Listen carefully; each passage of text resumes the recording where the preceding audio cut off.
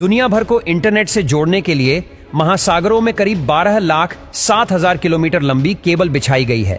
अभी समुद्र के नीचे करीब 426 सबमरीन केबल्स है, जिनकी कुल लंबाई लगभग 13 लाख किलोमीटर है। गूगल, माइक्रोसॉफ्ट और फेसबुक जैसी बड़ी इंटरनेट कंपनियां इन्हें बिछाती हैं।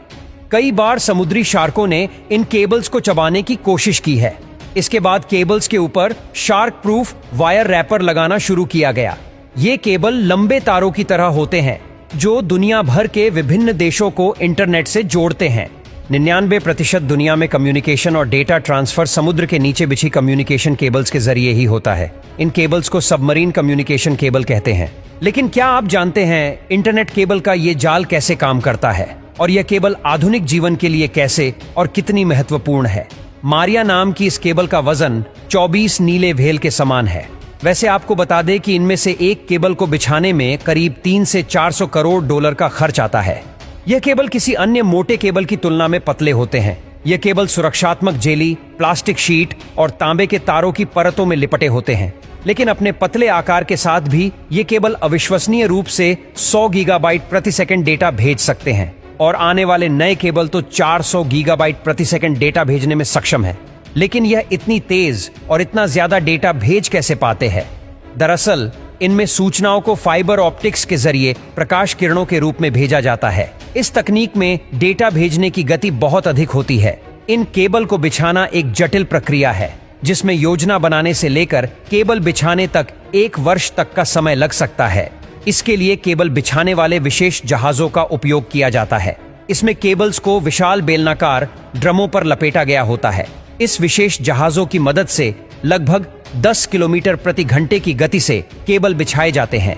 ये जहाज सुरक्षित रास्तों से होकर गुजरते हैं और ऐसे स्थानों से बचते हुए चलते हैं जहां ज्वालामुखी या भूकंप इत्यादि का खतरा बना रहता है।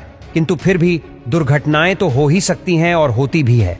जैसे कि एक बार अमेरिका ने तूफान सैंडी ने कई प्रमुख केबलों को क्षति पहुंचाई थी, जिससे नेटवर्क घंटों के लिए बंद हो गया था। और साथ ही 2014 में एक वीडियो क्लिप सामने आई थी जिसमें एक शार्क गूगल की सबसी केबल को अपने दांतों से काट रही थी। लेकिन आपको जानकर आश्चर्य होगा कि इन केबल्स को सबसे ज्यादा खतरा इस तरह की दुर्घटनाओं से नहीं होता, बल्कि इन्हें अधिक खतरा होता है मानवीय लापरवाही से, जैसे ट्रोलर नेट या जहाजों के लंगर से। इसके अलावा अमेरिकी सरकार ने विश्व को इन केबल्स के लिए एक और खतरे के बारे में चेताया है। उसका कहना है कि रूस या चीन इन केबल्स से छेड़छाड़ करके संवेदनशील नेटवर्क तक पहुंच सकते हैं। दरअसल इन केबल्स की लागत और रखरखाव बहुत अधिक महंगा होने के कारण इसे विभिन्न देशों की सरकारें या अर्ध सरकारी संस्थान संभालते हैं। यदि बात करें इंटरनेट अंडरसी केबल्स का मालिकाना हक रखने वाली सबसे बड़ी कंपनी कौन सी है, तो वह है अमेरिका की AT&T। कुल 2,30,000 किलोमीटर लंबी अंडरसी केबल का स्वामित्व इसके पास है। इन केबल्स की दूसरी बड़ी मालिक है चाइना टेलीकॉम। इसके अलावा अन्य केबल्स के 50 अलग अलग मालिक हैं, जिनमें कुछ टेक फर्म्स हैं, कुछ स्थानीय सरकारी एजेंसियां हैं और कुछ बिजनेस है।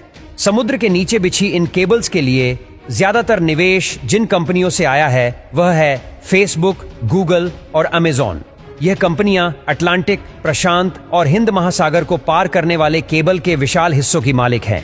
ये इन्हीं के जरिए अपने डेटा सेंटर्स को जोड़ती है और प्रयास करती है कि ज्यादा से ज्यादा लोगों तक पहुंच सके। इंटरनेट का समुद्र के नीचे बिछी इन केबल्स का जाल अपने आप में एक आकर्षक दुनिया है। हमारा जीवन बहुत तेजी से समुद्र में छिपी इन तारों पर निर्भर होता जा रहा है।